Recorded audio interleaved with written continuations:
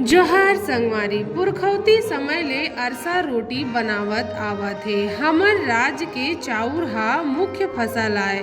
चाउर म नमक डारे ले नमकीन अउ गुड़ सक्कर ले मीठा रोटी बनाए जाथे। अरसा रोटी ह बर बिहाव व मरनी हरनी म नेक के कलेवा आय। एला चाउर के बनाए जाथे। एमा गुड़ होए ले पाचन बर गुणकारी होथे। एकर बनाए बर अब्बड़ सावधानी रखेला परथे। थोड़कन भी बनाए के विधि विधान ऊंच नीच होए ले सुवाद ह बिगड़ जाथे।